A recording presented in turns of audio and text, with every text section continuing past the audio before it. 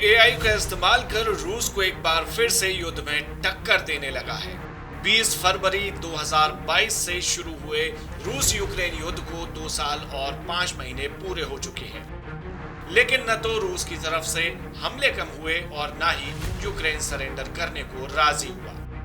रूस की ताकत की तुलना में भले ही यूक्रेन छोटा और कमजोर देश है, बावजूद इसके यूक्रेन जिस हिसाब से अपने काम चलाऊ संसाधनों और पश्चिमी देशों से मिली मदद का शानदार इस्तेमाल कर लड़ा है, उसके इस युद्ध में 2.5 साल तक टिकने का अंदाजा किसी को नहीं था।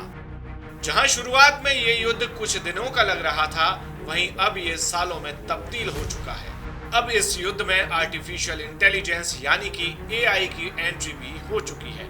यूक्रेन के तकरीबन 200 स्टार्टअप्स ड्रोन बनाने में जुटे हैं ताकि वे एक ऐसा सिस्टम बना सकें जिसमें ज्यादा से ज्यादा ड्रोन को एक साथ उड़ाया जा सके। इसके दम पर यूक्रेन उम्मीद लगाए बैठा है कि उसे रूस की तरफ से दी जा रही सिग्नल जैमिंग की समस्या से निजात मिल पाएगी। इसके अलावा कई दूसरी चीजों के लिए भी ड्रोन को डेवलप किया जा रहा है, जैसे कि खाने पीने का सामान एक जगह से दूसरी जगह तक पहुंचाना, दवाओं की डिलीवरी के लिए, टारगेट्स की पहचान करने के लिए और इन सब के अलावा सबसे जरूरी इलाके का नेविगेशन कर उसकी मैपिंग के लिए। स्वार्मा ड्रोन नाम की यूक्रेनी कंपनी ड्रोन का एक ऐसा सॉफ्टवेयर बनाने में जुटी है जिससे ये ड्रोन को एक नेटवर्क में जोड़ सके ताकि इसे सिंगल कमांड से चलाया जा सके, जिसके बाद एक बटन दबाकर मानव रहित हमला किया जा सके जो कि पूरी तरह से ऑटोमेटिक हो। न्यूज एजेंसी रॉयटर्स को दिए इंटरव्यू में ड्रोन कंपनी के सीईओ सेर्ही कुप्रियेंको ने बताया कि कई सारे ड्रोन्स को पायलट्स के साथ उड़ाना आसान नहीं है और असंभव के करीब है। स्वार्मर उन कंपनियों में से है जो रूस यूक्रेन युद्ध के बाद आगे आई है, जिसमें आईटी बैकग्राउंड से आने वाले लोग आकर अपना योगदान दे रहे हैं, जिनकी मदद से हम इस सिस्टम को बना पा रहे हैं।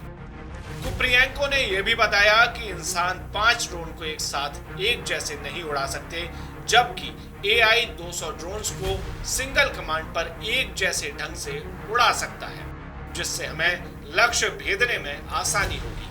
हालांकि centre for a new American security के सीनियर फेलो सैमुअल बताते हैं कि सही टारगेट के सिलेक्शन में एआई से भी गलती की भरपूर गुंजाइश रहती है, इसलिए इसे चलाने के लिए कम से कम एक इंसान का होना जरूरी है।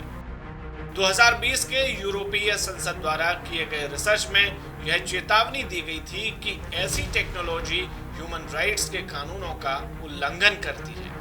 हालांकि रूस यूक्रेन युद्ध में पहले ही 2.5 साल से ह्यूमन राइट्स की धज्जियां उड़ाई जा रही हैं। ऐसे में ये बात कोई खास मायने नहीं रखती। इसके साथ ही यूक्रेन पहले ही ऐसी एआई टेक्नोलॉजी के साथ हमले कर रहा है जो सैकड़ों किलोमीटर दूर रूस के तेल के ठिकानों, सैन्य अड्डों और रिफाइनरी को निशाना बनाते हैं। इन हमलों में एक साथ 200 ड्रोन्स तक देखे गए हैं। यूक्रेन का यह पैतरा सफल होने के बाद उसे इस जंग में ज्यादा से ज्यादा एआई ड्रोन्स की जरूरत होने लगी है, इसलिए वह सस्ते ड्रोन्स बनाने पर जोर दे रहा है। दूसरी तरफ रूस सिग्नल जाम कर इनका संपर्क पायलट से तोड़ने की तकनीक पर काम कर रहा है, लेकिन वह तकनीक एआई ड्रोन्स पर काम नहीं कर रही क्योंकि ये बिना सिग्नल के टारगेट को भेदने में सक्षम हो रहे हैं। यूक्रेन की कंपनियों के लिए फिलहाल टारगेट ये है कि 1000 किलोमीटर की फ्रंट लाइन पर इसे बड़े पैमाने पर तैनात किया जाए, जहां हर हफ्ते हजारों एआई से लैस ड्रोन का इस्तेमाल किया जा सके। अब ये देखना दिलचस्प होगा कि इंसान बनाम एआई की इस जंग में बाजी कौन मारता है।